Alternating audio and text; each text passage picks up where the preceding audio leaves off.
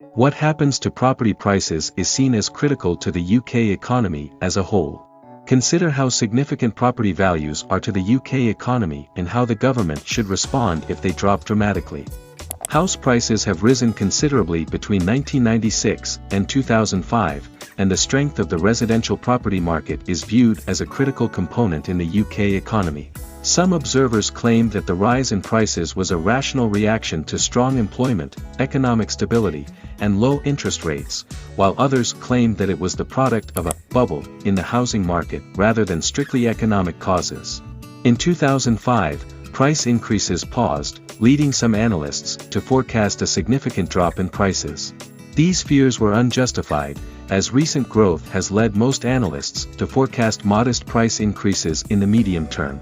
Many analysts, however, believe that property values will drop dramatically in the near future. This video will first look at how home prices in a given economy connect to the overall performance of that economy, highlighting the unique characteristics of the UK housing market that make its prices particularly significant to the UK economy.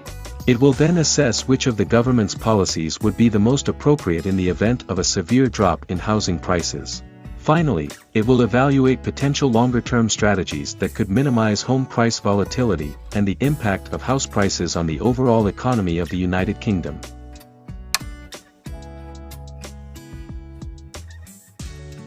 The most obvious way that house prices affect the economy is through their impact on household consumption. A drop in house values, for example, makes homeowners feel less wealthy, causing them to cut down on their spending. Furthermore, a drop in property prices affects consumption indirectly by making borrowing more difficult. Reduced property prices imply homeowners have less collateral against which to borrow, thus lowering consumption, and lending institutions lose money and house prices fall, therefore they limit lending or tighten lending rules. According to Oswald, the natural rate of unemployment in a given economy is determined by the ease with which persons can move around to find work. Economies in fluid societies are efficient. High property prices and a small private renting market make it more difficult for people to move around in search of work, which can lead to unemployment. House prices can also have an indirect impact on the exchange rate, which is particularly concerning because it could result in a housing market meltdown. House prices that are too high lead to high levels of household debt, which can lead to an increase in the current account deficit. This, in turn, could result in a sharp change in the currency rate. If the exchange rate falls, inflation and interest rates will likely rise, resulting in a dramatic drop in property values. From Great Britain, number 24, Eddie Edwards. According to Cameron, the high rate of property ownership in the United Kingdom exposes households to substantial danger. Not only are house prices more variable in the UK than elsewhere in the developed world, but the impact of house prices on consumer spending is also more pronounced. According to the OECD, a 1% drop in housing wealth in the UK corresponds to a 0.07% drop in consumer expenditure. House prices in the United Kingdom are extremely volatile and responsive to interest rates due to the structure of the housing market. A 1 percentage point increase in the short-term real interest rate would cut house prices by 2.6% in the UK, 1.8% in the US, and 1.3% in Germany over a 5-year period.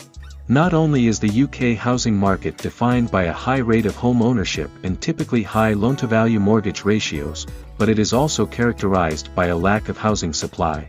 Because of the limited land available for development and the challenges in obtaining planning permission for new structures, demand continuously outstrips supply, and the market is not sufficiently responsive.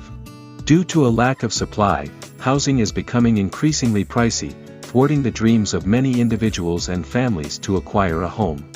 It also causes wealth redistribution from those outside to those inside the property market. Low housing supply lowers labor mobility, compromising the UK economy's flexibility and performance, as well as contributing to wider macroeconomic instability. Volatility in the housing market, in the UK, along with the strong link between house prices and private spending is notable, B says of the housing sector's relevance to the UK economy in general. As a result, the housing market has contributed to macroeconomic volatility, making it more difficult for firms and policymakers to make decisions.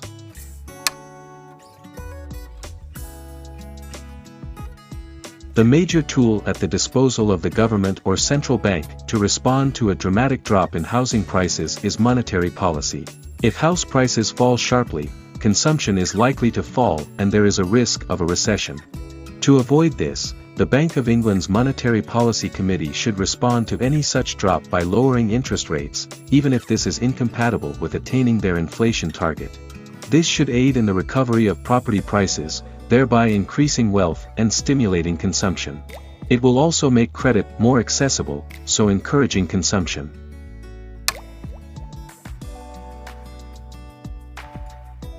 Rather than being obliged to respond to a severe drop in housing prices, the British government and the Bank of England would be better served by devising longer-term measures to avoid such a drop in the first place. In other words, they should be proactive rather than reactive. Cameron claims that if the share of long-term fixed-rate mortgages could be increased, even when UK borrowers do take out fixed-rate mortgages, they tend to only fix the rate for 3 to 5 years. It may be possible to make the UK housing market behave more like the US housing market. The likelihood of a dramatic drop in house values has been greatly decreased, according to the OECD, thanks to longer-term monetary initiatives. If a soft landing in the housing market has been achieved, it owes much to the strategy of gradual preemptive monetary tightening, as opposed to earlier periods when sudden interest rate rises precipitated an abrupt correction in house prices. Reforms are needed, however, to make housing supply more elastic in order to dampen future housing market cycles. Furthermore, according to Miles, in order for monetary policy to be most effective in stabilizing the existing turbulent housing market, UK mortgage facilities must be enhanced, and borrowers must be better informed. House prices are particularly significant to the UK economy because house ownership is strong in the UK and houses are most households' largest asset. The housing market in the United Kingdom is now inadequately flexible to respond to and reflect the needs of the economy as a whole. Fortunately, a sharp drop in property values is unlikely very soon. And avoid one in the medium to long term, the government should consider enhancing housing market flexibility. Relaxing planning laws and adjusting the mortgage market could help achieve this. Now, given that handguns are illegal in the United Kingdom, there's very few people that have access to that firearm.